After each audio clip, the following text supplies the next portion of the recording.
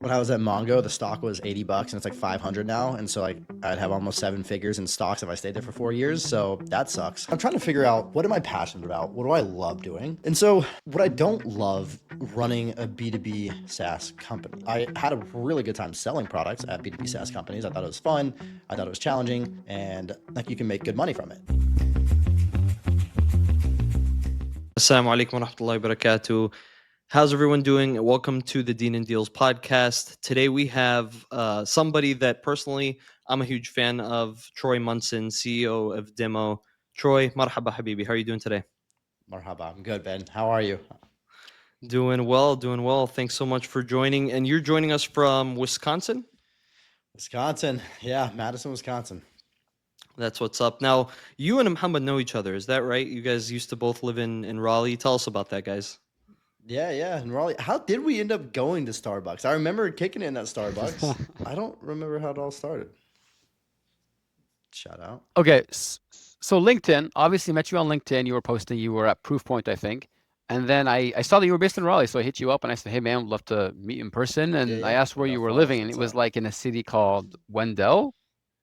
And it's like literally 15 minutes from me. I think we met at a local Starbucks, kind of in the middle. And that's how we first met. Awesome. Dude. Yeah. Yeah, same house. I'm like 7 minutes from that, like literally exit 20. You know, talk all the time about how we miss it, but family here, man. Yeah, dude, it's just, it fits our lifestyle perfectly. Like we love weekend trips, and so like going to the beach is nice, going to the mountains is nice, but also you can go to Charleston in 4 hours, which is nice. So yeah, we're big weekend trip people, and in Wisconsin you get that in the summer. You go up north, which is like a 6-hour drive, but that's it. Like other than that, man, it's negative, I don't know, 14 here or something right now. It's cold. Oh my God. Dude, how do you get used to that? Like I've been, and you're from Texas originally, is that right? Yeah. Originally. Yeah, how do you go from like always like pretty decent weather, at most you need like a light windbreaker, to like freezing cold Wisconsin? How do you get used to that?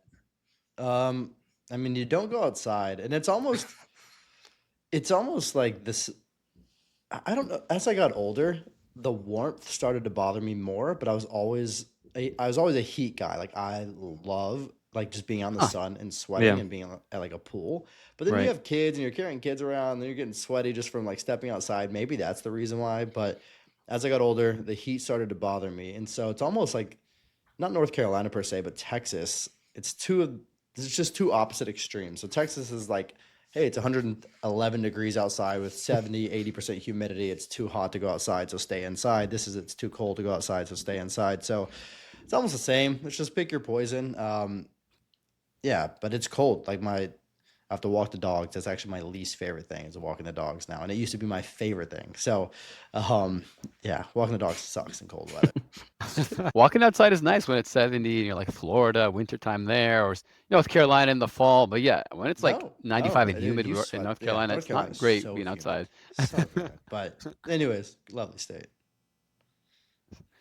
But it's like, I've been here for 4 years. I think that it's just worse in the summertime. Everywhere else, like we do get 4 seasons. It is nice. Yeah. So it's actually very manageable compared to where you are. I noticed you are in your WeWork, right? You're not at home.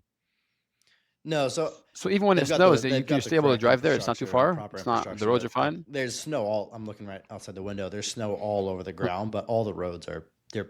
As soon as there's like any sort of hint of snowing, I mean, they have trucks just lining the road, pouring salt and sand down, and so they're ready to go. Oh, okay. Oh, they're ready. They're ready for sure. So infrastructure supports it, but it's all right.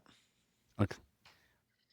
Places like that, it makes sense. Here in Raleigh, it doesn't snow that much. They're not going to do anything about it. But New York, where you are, it's like you have to take care of it, or else you're going to be out of commission for 4 months a year. It all works which doesn't make sense financially. I will say so. I have 2 cars. One's just like a Palisade, and the other one's a Tesla Model 3. And the Tesla sucks in the snow. So like for the last 2, but I love driving it because when we had it in Raleigh, that's actually where I got it, was in Raleigh, and it ended up saving us around like $200 a month in gas. So I was like, holy cow, like this is sick. Like $200 a month is a decent chunk of change to save. Yeah. And so we never drove the Palisade. That thing would just sit in our garage in Raleigh. We never needed it unless we needed to have like a big wagon or something like that. And so here for the last 3 months, 2 months or whatever, yes, when it snows, I can't drive it.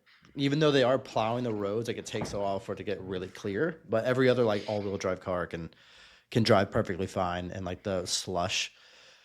So yeah, man, the last few months I've been paying for gas, and it's kind of annoying.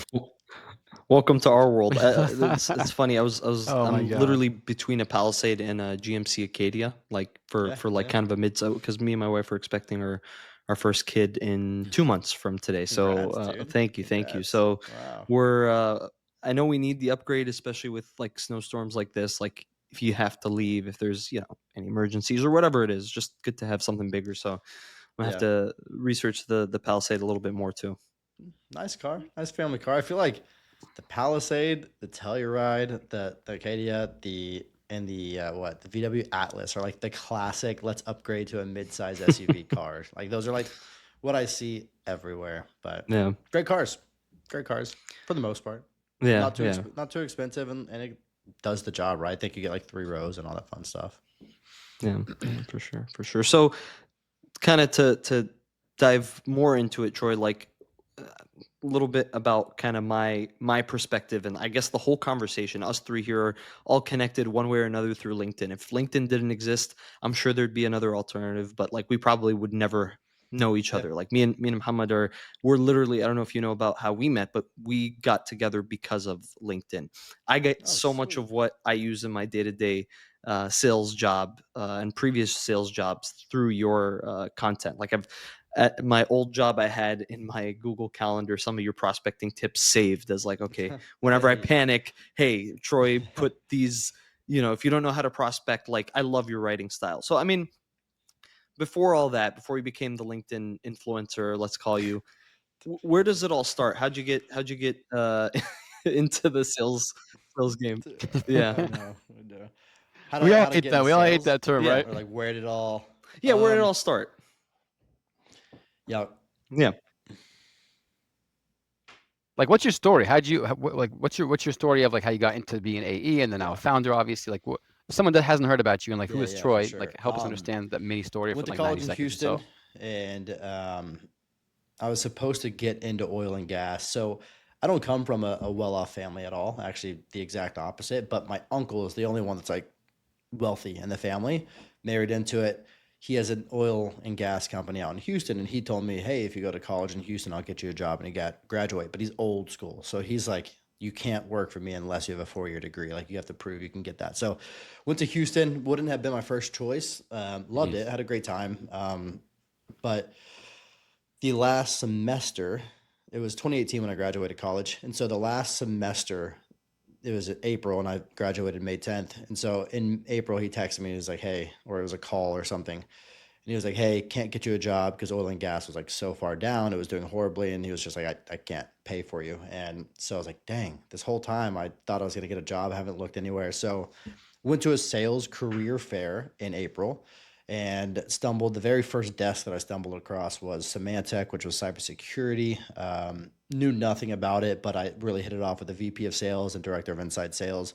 And they offered me right there at the booth, which was sick. They're just like, "Hey, 65K OTE, 60-40 split." So it was like 37 and 32 or something, or whatever that math equates to. And so 65K OTE, and I was like, "That's cool. That's a lot of money." And that's what I thought at the time. I was like, "Wow, it's really," and to many, yeah, yeah, and to many people it is. And I knew that like For a my first-time friends were graduate. going off into like finance and accounting at like 40 or 50K, like getting like their first little like specialist job, which is cool. Like again, like that is a decent amount of money. I think you should be grateful for money like that. But anyways, yeah, they were just like, "Do you want a job?" And I was like, at this point, I obviously I had like zero negotiation skills, anything like that. I was like, "Sure, like that sounds good." And so I graduated May 10th. I started May 12th. And so I immediately moved to Dallas. I graduated. And then like that day after graduation, I just moved all my stuff to Dallas, Texas, where my family lives.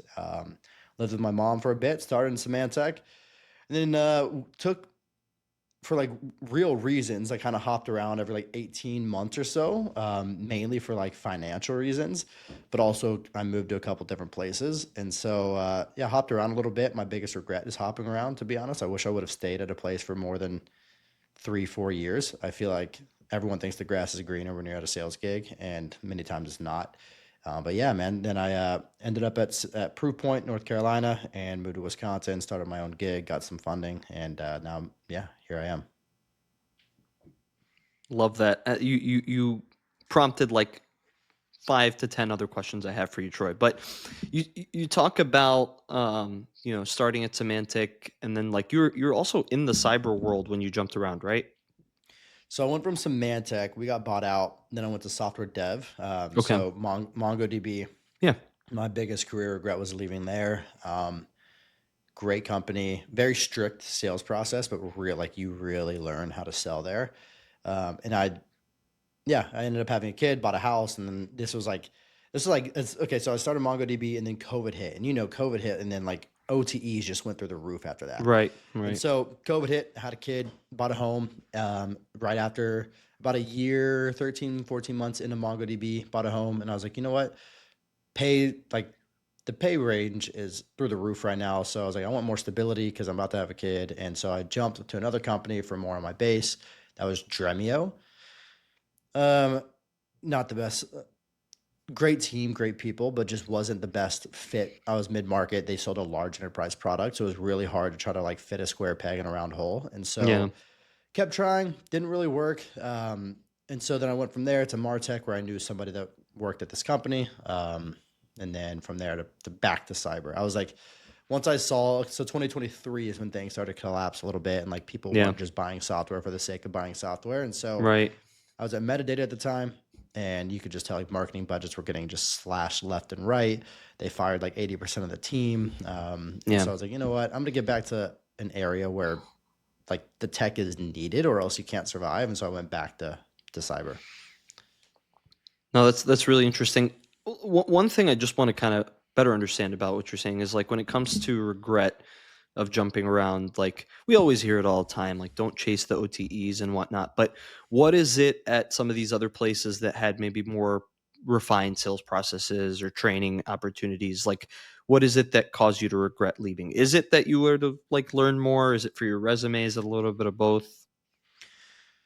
Little resume, but also when I was at Mongo, the stock was $80 and it's like 500 now. And so like I'd have almost 7 figures in stocks if I stayed there for 4 years. So that sucks.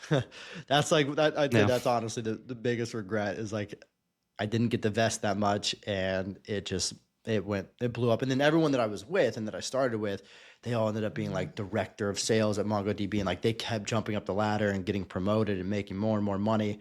And then COVID hit, everyone had to do things remotely and scale their software because on-prem stuff just wasn't, it already was like being phased out, but that forced it to like everyone have to work in the cloud. MongoDB is literally a platform to develop software. And so, yeah, dude, like you would just see, I was in mid-market, I saw a guy get 400K in commission as a check. Like you don't see that anywhere, getting a 400K commission check in mid-market. And so I don't know. I think that I jumped ship. However, I guess the good thing is I've had my old boss reach out a handful of times, like, "Hey, you want to be an enterprise rep?" But that's in Tola, that's in Texas, so it wouldn't work out anyway. So it's nice that like at least the relationship's not burned, and the old VP of sales invested in demo, so that's cool. No, that's really interesting to hear, and like I guess follow up to that, and Mohammed, by the way, chime in if you have anything too. One thing I'm curious about is you talk a lot about on LinkedIn about like these sales tactics and everything. Where did you pick it up the most, do you think? Was it like you kind of picked something up at every single place, or was there a place where you felt like, hey man, straight out of college or in that early career, you really got to like refine your skills and get really good at this? Symantec prospecting. I picked up prospecting the most. Honestly, I don't think I'm a great seller. I think I'm a great prospector, and that's like one thing that I'm typically like really. There's actually, it's kind of funny. It's contradicting. There's 2 things about me. One is like I hate attention, and nobody knows this because I run this food TikTok and I post on LinkedIn. If you see me in person with a group of 15 people, I won't say a word. Like I'm not talking at all. Like I'm kind of like in the corner, kind of shy. I'm actually kind of shy and like awkward in front of a group of people. I can't public speak. I suck at it. That's actually one thing I wish I was good at, and I should train myself. But it's why I don't go to conferences, because I get really awkward, and I want to go to conferences, but I get super awkward and weird. which no one knows that about me. But I say that because at Symantec, we had no SDR team, so it was just like you only ate what you prospected. So I always thought that it was normal that account executives had to prospect. It wasn't until metadata, so like 4 or 5 years later, where I got like an actual inbound lead, and I was like, holy cow, like leads actually come your way. And so I learned a lot about prospecting at Symantec, and then I'd say MongoDB and MongoDB and Symantec are the two places. I think I'm good at prospecting. I feel like I'm good at a handful of things, but I think I get really bad at the kind of like the negotiation side of it. Like I got really good at that. I feel like at Proofpoint, because you're negotiating larger deals, several $100,000 deals. And so, but I was always, and I feel like that's a place, like that's my strong suit, is like if you need to go get new logos and meetings at new logos, I can book those, I can drive the deals, but like I also love having managers involved early. Not because I don't think I can do it, but every single time I always brought a manager on early. Like the deal was more likely to close, second set of ears, all that stuff. And so I'm a huge fan of it. I don't think enough reps ask for their management's help enough, because like I promise you'll close more deals, you'll make more money, and they want that. So they miss it too. They hate managing. Most of them hate managing. That does resonate with me. I mean, I've been in a lot of roles where like those biggest deals that I've been part of, they were the ones where like there was executive alignment. And the reality is, especially nowadays, it's the Ian Coniac kind of Jamal Reimer's effect of like go to the top, get that executive alignment, get the permission and blessing to kind of actually go in and do the discovery with their team, and then come back and tell them, hey, XYZ is the result. Here's what we found. And then they're already aware of it. They're not like, you're not looping them in. Right now, it's the last 4 days of the fiscal quarter, right? And you're like, oh, hey, exec, I want to introduce you to this thing. What are you talking about? They don't even know about you. So, huge. And yeah, and going back to the prospecting thing, I mean, like the reality too is not a lot of AEs want to prospect. And so I know you said something about I don't think it's true when you said I'm not great at selling, I'm more of a prospect. Like the reality is, yeah, we have our strong suits, but I think a lot of people can learn how to sell, and a lot of deals are about luck, timing, product, fit.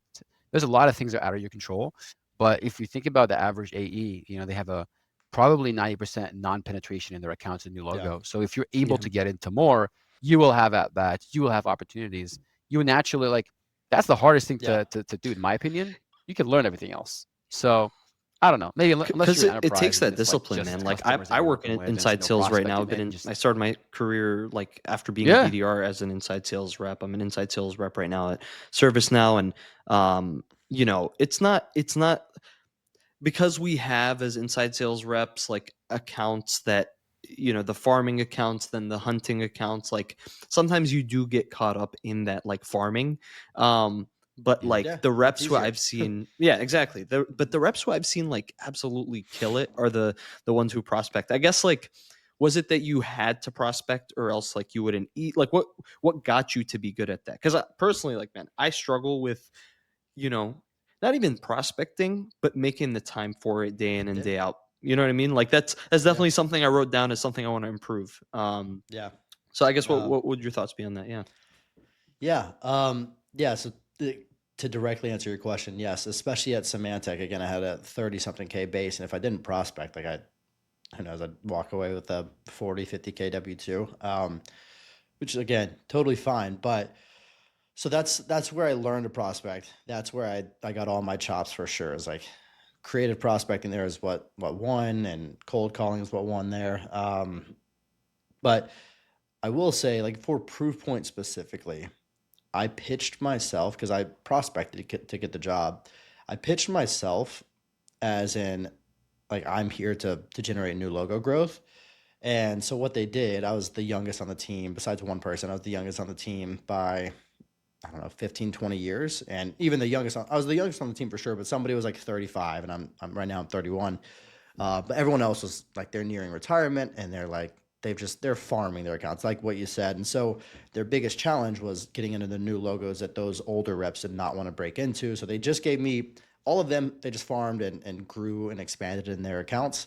They gave me all new logos, and so I had to go out and break into those new logos. And luckily, it was successful. But I think that's just, I kind of like it. Like, I don't know why. It's a lot of people, like what you just said. A lot of people will struggle to find the time, or maybe there's like better things or what feels like better things to be doing rather than prospect. And also, to be honest, like let's be real, if you can hit your quota off of just going out there companies that are already paying for you, why not? Like why not? Why just do that? Like so I don't know. I don't know. I don't know if it's important if you can hit your quota. It is. That's a bad thing to say, but let's be realistic. Like as a seller, yeah, it's like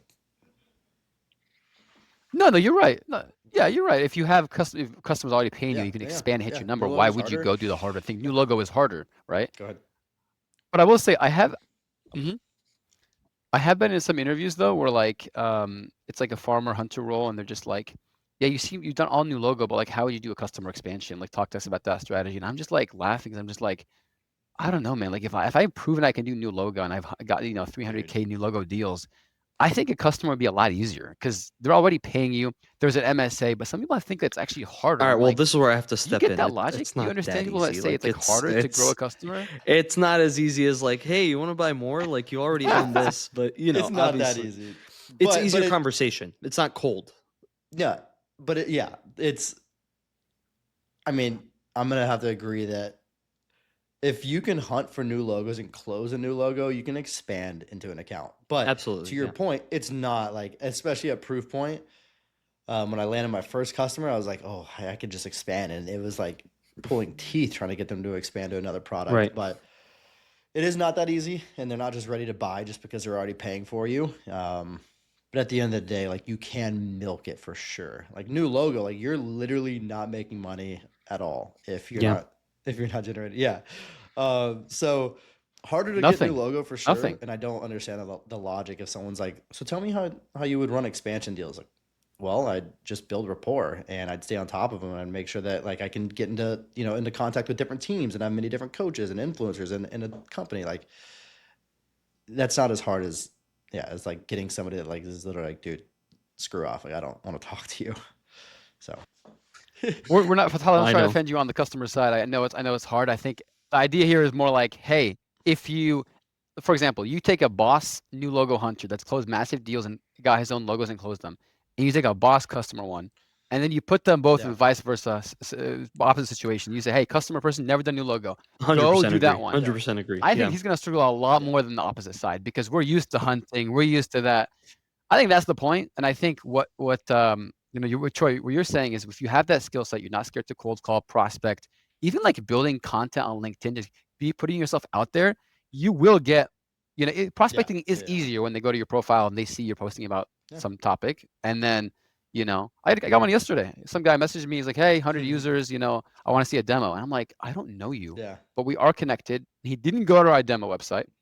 I made a post about this yesterday, and it's like that guy Yeah. came to me. The account was unowned. I'm like, hell yeah, I'll take it, bro. I don't do anything except it's that Yeah. time-based, Absolutely. brand I will building and say, putting your face out there to on LinkedIn. defend account management versus account executives, to become a big successful company, you need to be able to expand and have a really high NRR, or you're gonna see a lot of churn, you're gonna suck, and your Yeah, company's not gonna grow. Like you won't be a sure. big like behemoth of a company if you cannot expand into accounts and if you don't have multiple products to sell and stuff like that. So I think, for example, when I was at Proofpoint, over 70% of our revenue came from expansion. And so like they were like, we need to focus on new logo. Like expansion is what is the backbone of all of these massive companies, Salesforce, you name it. And so HubSpot, every company. And so it's really important. To your point, it's really, really important. But yeah, it's just like if you were to swap the roles, I think the AM would struggle more than the AE for sure. Absolutely. Yeah. Yeah. Yeah. So, and bro, I could turn this into a coaching session where I could get all your advice on how to be a net new low hunter. But I guess talk us through like, okay, you go from, successful rep at these other places. When did that translate to like using LinkedIn as a place to create content versus like, hey, happy to announce I just got this new job, or happy to announce I'm unemployed, or whatever it is. Like when did that transition happen? Yeah, I'm happy to announce I'm unemployed. So let's see. I started posting kind of kind of a Mongo, but not really. Like very little at Mongo, and so that was 2020. When I got to Dremio is when I read a post, and I've actually stolen this post and posted my own version of it a few times. And the post, this was 4 or 5 years ago, the post said, do this every week and you'll book meetings, or do this every day or something and you'll book meetings. And it was like from 8 to 8:30, connect with people in your ICP. From 8:30 to 10, message them, or sorry, from 8:30 to 9, message them. From 9 to 9:30, follow up on the previous messages that you sent. And from 9:30 to 10, like do something. And I started doing that at Dremio. And I was booking 3 to 5 meetings a week, every single week on LinkedIn. And these are people that like we don't see posting on LinkedIn. This is like a data analyst. This is a business intelligence person. Like these are people that just will never post on LinkedIn, but they have one. So I started doing that. And then I realized it took about 3 to 4 weeks to really get the wheels turning, because sure, you send out 25 connection requests, 50 connection requests this week, maybe 5 to 10 will, accept that connection request. And so it takes a while to actually get the ball rolling. But anywho, I did that. And after like week 3, I was like, oh my gosh, like these meetings are pouring in from LinkedIn. And then the CRO there, Alan Gibson, him and I have a good relationship still. He's not there anymore, but he was like, dude, like, how are you doing this? How are you booking meetings through LinkedIn? And I was like, I'm just every morning, this is like what I focus on. So I kept doing that. And then I started doing, again, still didn't post too much at this point, just more so connected, DM'd a little bit, started doing posts, but I actually want to go back to this at some point, but they were polls. So I started connecting with all these data analysts and things like that. And so now I'm connected with a lot of them. Let's hypothetically say I was connected with 300 of them. And then I'd make a poll and it would be like, what is the worst part about analyzing data? This is very generic. This isn't actually what it said.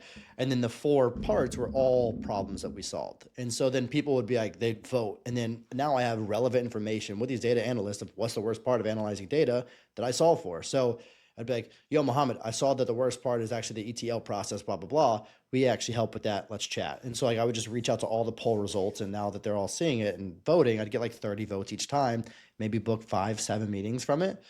So like that was like my dude. That's genius, by the way. That is genius. I've never heard that before. Like literally, they're telling you what their issue is. Oh my god, you're dude. selling any sort of go-to-market tech and you have a go-to-market audience. What? Like that's, I think it's slept on. So anyways, did that. That was like kind of cool. I started posting on metadata because a lot of people, we had a good social brand on LinkedIn. The VP of marketing, Mark Huber, what up, Mark? He, in my opinion, was like a LinkedIn influencer. He had like 10,000 followers at the time. And I was like, oh, this guy's like, praise him. He's the man. He's such a cool guy. And I was like, I'm going to start posting too. And so I started posting, like I sold MarTech. So I started posting more like marketing related stuff, but I'd post it every single day. Then I started posting, here's how I'm booking meetings. Then I started posting like, this is literally step-by-step how I booked this meeting. And I just kept going. And then I think in 2023, I was like, you know what, this is going to be, 2023. I told my wife, I said, this is going to like kind of disrupt some family time, but I'm going to go all in on LinkedIn. And it did disrupt family time. I'd be on the couch and my son would be, trying to climb on me and I'm over here just like engaging on LinkedIn comments and stuff. And I wouldn't do it again. If I were to run it back, I would do it a little bit differently. But so 2023 is when I really like went all in and posted every single day for the year. And I've been posting almost every day since. So yeah. I love that, man. And like, I guess one thing I want to understand more is like, and stupid question, but let's say there's 2 versions of you on LinkedIn. There's the Troy who sells data solutions, and then there's the Troy sales influencer Troy, right? Did you ever feel like there's a conflict with your like customer base and then the like sales world base? Like, did you like, because sometimes when I go and post like, content, I sell to the government, right? So sometimes it's like, I'll put out content and be like, before I post, it's like, okay, but the CIO of this city in the Northeast is gonna, could potentially see this. And it's like, what are they gonna think? Like, who is this guy? Like, this guy's sending me a cold email at the same time he's posting about reflections of this podcast or whatever. Like, sometimes I wonder if only there was like, I don't know if you guys ever watched the show Severance, but like an any LinkedIn and an Audi LinkedIn, you know what I mean? So like, how have you found like a balance of segmenting the two, or have you just kind of went all in on the influencer side? I just went all in on the influencer side. I think it's less about customer base, and I had like Proofpoint didn't like they didn't know what to do with me posting. I wouldn't say they didn't like me posting, but they didn't know what to do because at the time, and I remember this number specifically, I don't know why, I had 26,000 followers at the time when I was at Proofpoint. And I'd make a post. And at this time, like when you share like a step by step, it would pop off. So I kind of just like relied on my step by steps or my how I did this. Nowadays, like they don't get any notice. But so when I shared stuff like that, it would get, I don't know, 500 likes. And they didn't really know. Like I had a lot of conversations with my manager about like posting on LinkedIn and stuff like that. About like you can't post this because you mentioned that it, like I would never say the company name, but they're like, by the way, you can't post that because you said I broke into a $2 billion company. And like that gives up too much information about the company. And like they weren't sure when you have that many eyes, like, you know, some of these posts would get 100, 200, 500,000 impressions. Like they were really trying to like protect their brand. And I get it. I totally get it. And so it was more so the companies I worked at, they weren't really sure how to manage that, especially like, and go to market tech, they're like, please keep posting about us. But it's just different. It's a different world out there. So there's that. And then there was always at metadata, at least when I first started posting, I was really embarrassed. All of my coworkers would be like, oh, you're going to post on LinkedIn today? And I was like, well, yeah, but I'm not going to tell you. But yeah, I'm going to. Yes, been there, man. I felt really uncomfortable. And my friends would make fun of me, but that's fine. They're my friends, so you're supposed to. It's always different when you're like, it's like in person and they see you daily versus when you're home and you're remote. Like you don't really see anyone. Doesn't really matter. Actually, do you notice the difference when you're in person versus remote? Like, I don't give a shit. Like I said, I get really like awkward and weird in person. Now I've had like 5 or 6 people local to my area like come up to me and be like, dude, like, are you Troy from LinkedIn? I'm like, or a TikTok. I'm like, yeah, I am. Like the other day, on Saturday in the sauna, this high schooler was like, are you that food guy on TikTok? I'm like, yeah. Super weird. No way. You're like, no. I don't fully own it yet. And same thing with the LinkedIn thing. I don't fully own it. It still feels weird. And I probably should own it, but I don't know.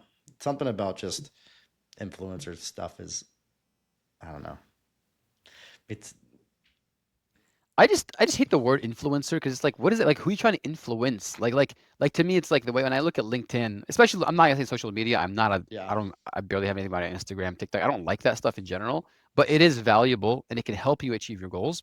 Even on LinkedIn, I mean, what is it giving you? Career stability, career insurance, right?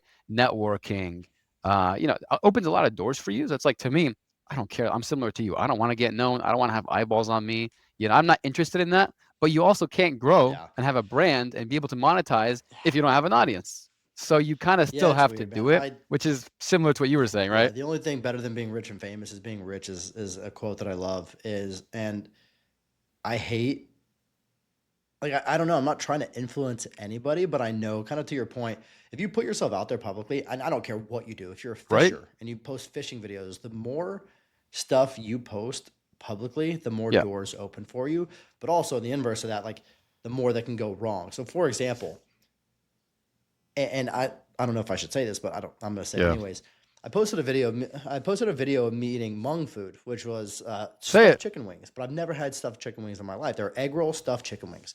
And it's from this little Hmong Asian market. And it was a grocery store where you walk in and there's like clothes that you can buy and then a grocery and then like a small little window in the very back where you just order food. And they were great. They tasted great. But I was like, my video, I knew it was going to pop off. Like I made the video and I was like, yeah, this is going to be my more viral run. And so I posted it and I'm talking, I don't know, 300,000 views at this point. But a lot of people were like, dude, you're racist for saying that these are like that. Because I never said and I get where they're coming from. I really do. Like, so I have sympathy for it. But the caption said, are these the weirdest wings in Wisconsin? But I said in the video, like, these are the most unique wings I've ever eaten in my entire life. And so they're like, oh, it's weird because it's Asian. I'm like, no, it's unique. And you liked them too. You liked the wings. And even like a lot of people in the Hmong community had my back. They're like, Hmong person here. But then some of them didn't, right? And that's totally fine. But a lot of them were like, look, like, I'm so glad that you're actually driving awareness to our food. Like, we spend so much time making this food and like not a lot of people like try it out, blah, blah, blah. And so both Instagram and TikTok, it popped off on both channels. But yeah, my wife was like, you can't be known as like a racist. And I'm like, I'm not. Like, I just said that these are unique. And so to my point, What the the? more you put yourself out there, the more doors open. But also, like, Yeah. I'm now Yeah. realizing reviewing food of different ethnicities, like you got to be very careful of what you say, and so it could also hurt you if you let it. So True. I mean, also, it's like, if you own your own yeah, company, it's yeah, also less likely because you're the CEO. It's like, who's going to fire you, right? Versus like you work at a company before and then somebody doesn't like that. All of a sudden, then you got to watch out for, yeah, am I allowed to Yeah. do yeah. And this? actually, That's to that independence point, factor of not having to worry it about kind it, of right? goes it kind of goes to the question earlier about like how do I balance the customer stuff in my post. There was a period of time, so in person, like I'm not a big like cusser or swear, whatever, however people say it. I'll cuss sometimes for sure. Like that's just my nature. That's kind of how I grew up. But what I on LinkedIn, there was a period of time where like I would cuss almost every post. And I actually did this thing where like for 6 weeks I made a post with cussing, and then because I would usually post 2 times a day, and then my second post or my first post, whatever, vice versa, I'd flip it. Would be no cussing, and I had a 14x engagement on any post that had a cuss word in the hook, and I was like, oh my goodness, like I don't want to be known as this guy, What? but let me plug my phone in before it dies. I was like, I don't want to be known as this guy, but I'm also running my own company right now. And every time I post this F word, and it was a very specific post. Sales reps waste so much effing time. And then I would go drive everyone to demo traffic. Anybody that's like followed me probably has seen that post because I posted I've it. seen it. I Yeah. posted it once a month for four Yeah. months because it kept, Yeah, I've and seen. if I did it now, it would probably blow up. And so like it kept blowing up every single one, 100% of the time. It had more than like 100,000 views. And so I was like, gosh, like it keeps working, keeps driving people to my site. And that's how we make money. And so got to the point where I actually had a lot of people reach out to me like, hey, like I really love your content, but I don't enjoy you cussing. And I'm like, dude, whatever, get out of here. And so, but now I'm like, I wonder if anyone, because you can look up anything, it's all public. I wonder if anyone, if I were to like ever get back into the workforce, if anyone would be like, oh no, I saw that you made that post, those posts of you cussing, like that we don't want to support that or something. I don't know. Maybe it's me overthinking. Let me plug my phone in because it's my camera. I think it's you overthinking. I mean, I think if you reach a point where, like, obviously, probably not, who knows, but like, if you reach a point where you ever are interviewing and people call you out for that, I know. like, do you really want to work for someone who Yeah. says that? You know what I'm saying? Or, like, someone like really cares about these details. Like, did you get a Yeah. 4-year degree or was it like a 2-year degree? Like, Yeah. dude, It's I have also Yeah. 10 like, do years you really want to experience work with closing someone who's enterprise going to deals. do Like, screw like, off. obviously they have to do their background checks, but it's like, I feel like that first vibe check call you ever do with your hiring manager who becomes your manager, like if that person feels comfortable with you after they do their background checks and a basic Google search, give them that, like what do they get from like trying to like find dirt on you? Like it's like you're chill, you're Yeah. cool, I could work with you. That's really what they're looking for. Yeah. Absolutely. Yeah. Yeah. So who Plus, knows? people cuss a But lot in yeah, sales too. Like dude. it's like the They do. highest propensity to cuss, I think, industry there is. Like I don't know, maybe like Wall Street traders are worse than us, but like people cuss a lot, like on Yeah. stage and all these other things. But yeah, no, I Probably mean, I worse. love that you Probably say that, and I worse. think bringing it back to the situation you dealt with at Proof Point, like I think we talked about this in terms of like regrets or maybe things you wish you would have done differently. Like in hindsight, do you think it's worth maybe toning down if you like if you were ever to go back into the workforce or whatever it is, like do you feel like it's worth you know saying yes to the bigger brother per se, like hey, tone it Yeah. down with those LinkedIn posts? Would you do that, or it's like how would you even combat that? Dude, I would love to disappear off LinkedIn, to be honest. I would love to. But there's gonna be a big but. I feel like I put way too much effort into it at this point where I can't. And I feel like they're like holding me hostage. I actually said, so would I like, I mean, dude, everyone's got a price. You pay me enough money, yeah, I'll get off LinkedIn forever. But Oh, yeah. but like, let's say you have me, 100%. you give me market value on an enterprise rep role, and you tell me to stop posting on LinkedIn. I probably wouldn't. So no.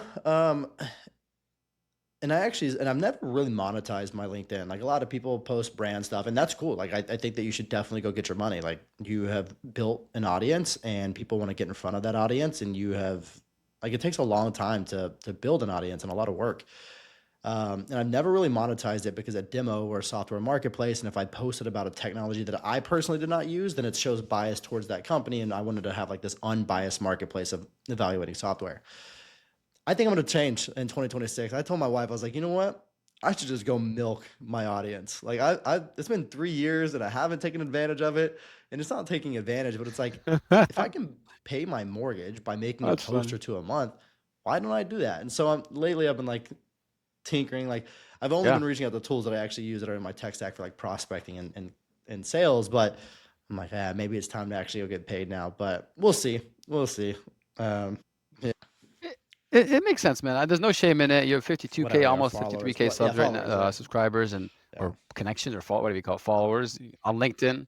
Yeah. So hey, I'm with you, man. I support you on that. You've put a lot of sweat equity into it, and people trust you, and they know who you are. So as long as it's authentic, I don't see any problem in And it. I think Like, don't post about to something give you you credit hate. too, But like, Troy, you like use it, you do it. Why not, man? you know, the kinds of content you put out too, like across different things, like you've talked about food, you've talked about working out, like whenever you put out a guide, like I will download it. Do I always use it or whatever? I mean, I'm just kind of a scatterbrain myself, but like you also have a really good ability to like just organize content or guides or steps to X, Y, or Z. And your writing is really fun to learn. So I really hope you double down on it and get your money, man. Like why not? Because a lot of people are doing it. I think if there's one influencer out there who, like I always say, like, shout out Brian Lamana, like would love to have him on. I think he's probably done it very well too, where it's like you don't see that there's like it's kind of his obviously he sells go to market tool, but like his LinkedIn profile is very in sync with his job. And like he always like says, I think he said on your podcast too, like I'm not trying to do this entrepreneurship game or whatever. I'm trying to just like, this is a really good side income, paying mortgage, whatever it is. I guess talk us through the path you went from going from seller to starting your thing. I know you talked about doing other micro gigs. What was that like what inspired that overall? Going from seller to entrepreneurship. I know we kind of talked about this pre-call, so I'll bring it up now. Let's see. So I always thought I wanted to be an entrepreneur, and I always knew, I guess I could say, that I was going to be an entrepreneur. So it started. I'll keep it short, but early days, sold Pringles to construction workers. I was like 10, 11 years old, moved to like this little neighborhood where it was just getting built out.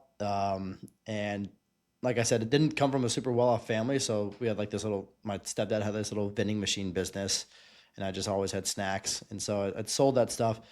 So like that's kind of like my first taste of like, oh crap, like if you sell something and you make money, you could buy what you want. I'd go buy toys. Like that was, my mom didn't give me money to like go get toys or anything. So it started there, and then like in high school, I tried to create a clothing brand. Then in college, I actually like did decently well and created this beard pomade stuff. And I literally cooked it in my kitchen on the stovetop. And yeah, dude, it's called Smooth. It was called Smooth. No And it was way. the tagline. I love the tagline. It was a Maine's best friend. It was just beer men stuff. It was like men pomade and men beard oil. Yeah, just cooked it and melted shea butter and all these other essential oils in my in my kitchen, and sold hundreds of units from a YouTube partnership with some dude that I don't even know his name now, but big beard, all this stuff. So did that. That was fun. And then I've always had side gigs, always, and I don't think I ever will again. Besides like a podcast, like I don't like that's a side gig, but I mean like my side gigs were like literally building a SaaS product. And so I would never do that again. So it started with Soft Leap, which was prospecting training actually. Then I went to Vocal, which was kind of like masterclass, it's kind of like OnlyFans, but for business. My whole thing was I wanted to get into real estate flipping. And so like this guy's course was $6,000. And I was like, I wish I could talk to him for like 10 minutes, let him know how much money I have, what do I need to do to start?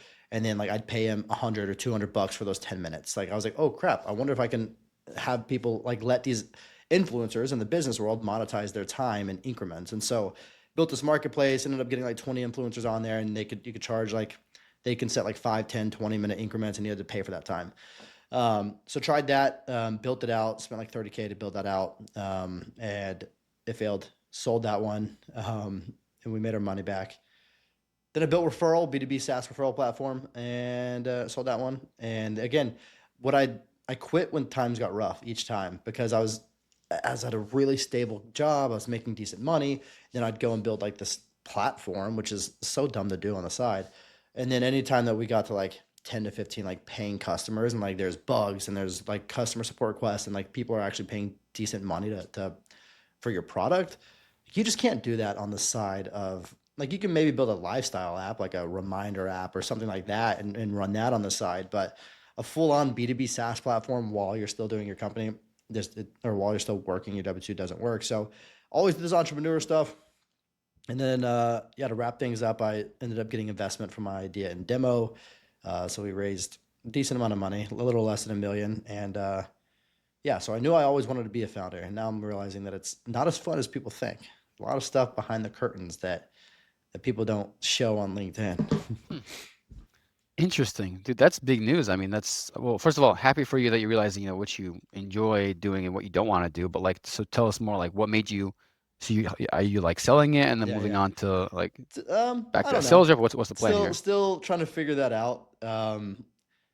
Having conversations on both ends of those, right? Acquisition conversations, as well as like what's in the world out there. It's been 2 years since I've tapped into the B2B world when it comes to like actually selling. So we'll see what's out there. I have no idea. Hey, well, hey, one thing for sure, I think you're pretty good at prospecting. That's all I have to my so I have a feeling like you, but you're probably not going to go be an SDR. That's for sure. You got to be like enterprise AE somewhere. That's interesting, man. I've got 2 boys. Yeah. Look, you have 1 kid, 2 kids now? 2 boys. Yeah. And then one thing, I'm a father as well, 1 girl, and I realized more, it's like you only have so much time in your day, in your week, in your life.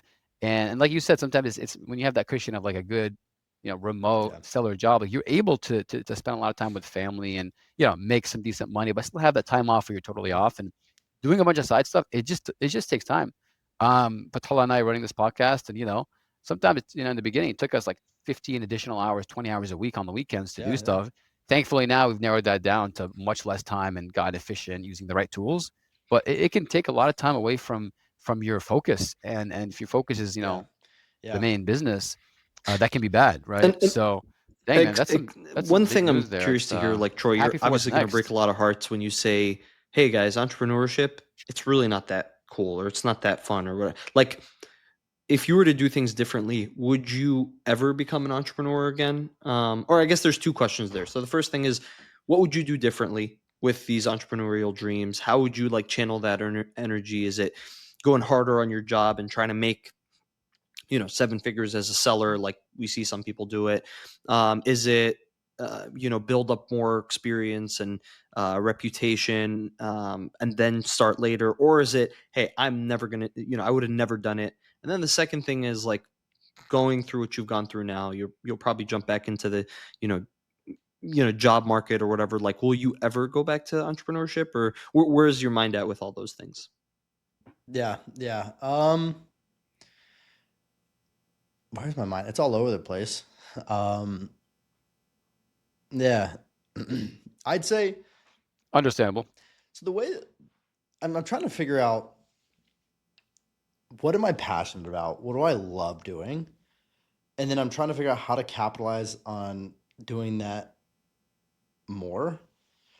And so what I don't love is running a B2B SaaS company.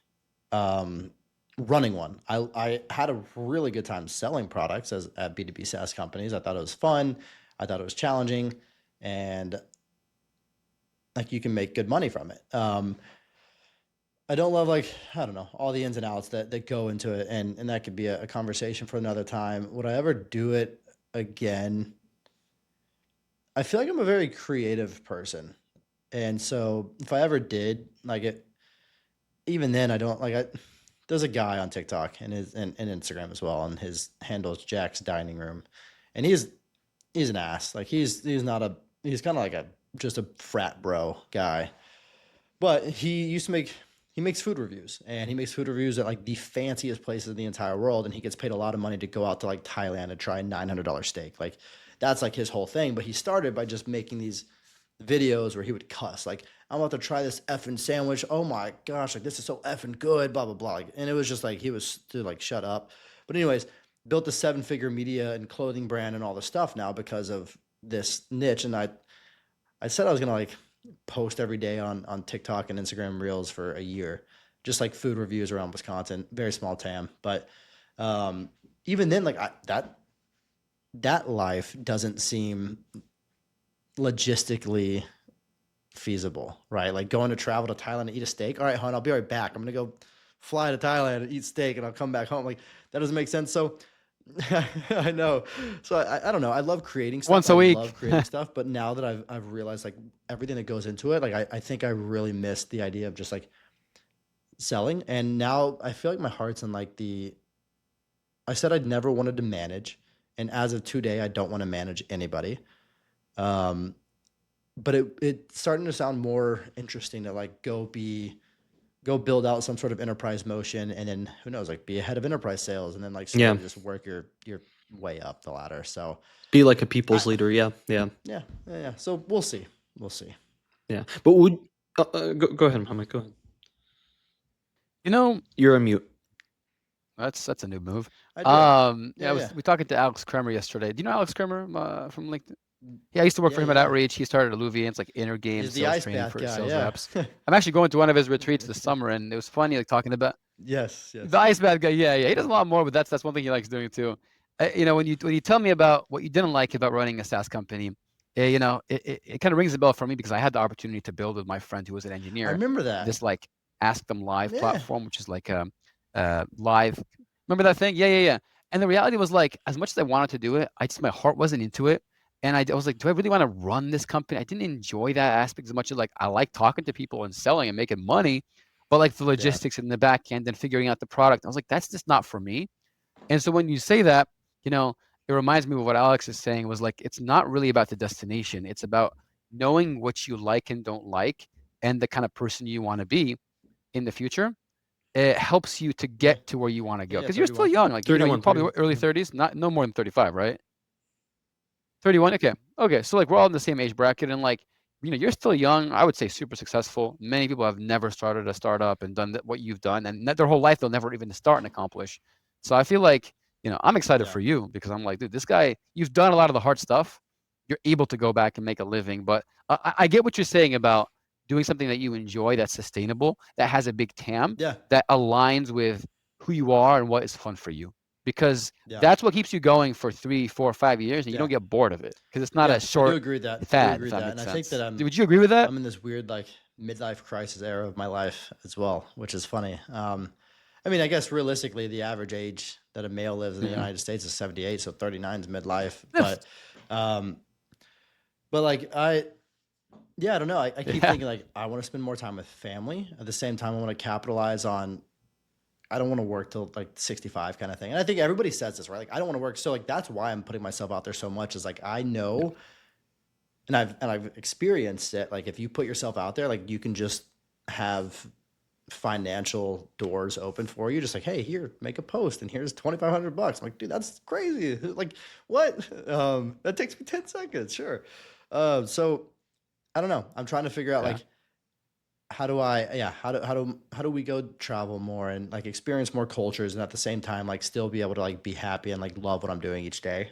So I'm still learning, man. I'm still learning, and I think all of us are still learning too. But I think one thing that like I felt happened when I joined the sales world was I feel like it tamed my entrepreneurial like aspirations because I felt like for the first time ever I got to channel it in something like I started in like cybersecurity like work. So I was like, this sucks. Like I hate this. But when I got to the sales world where it's like you're wheeling and dealing these, big deals, you're cold calling CEOs or COO, whatever it is, like it gives you that avenue. And like to your point, it's not everyone's thing.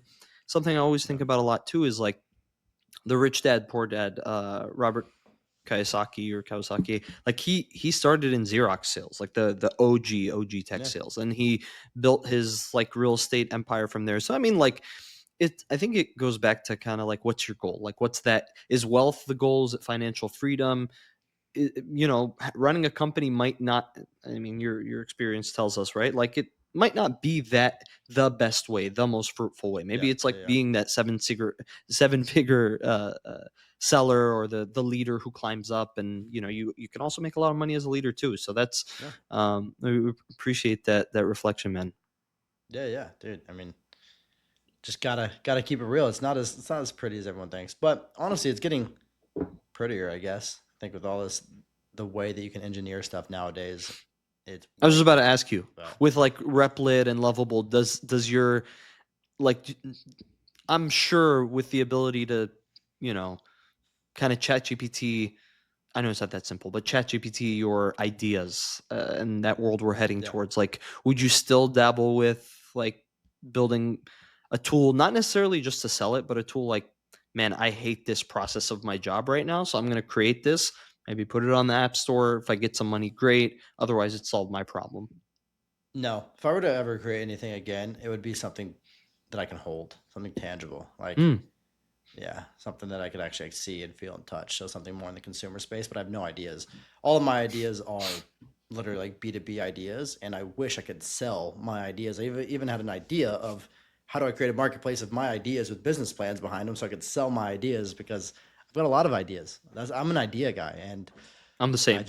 I'm always thinking of, that's got to be solved. But yeah, I think if I were to build anything, it would be, it'd be something I could hold. Like that's it. I don't know.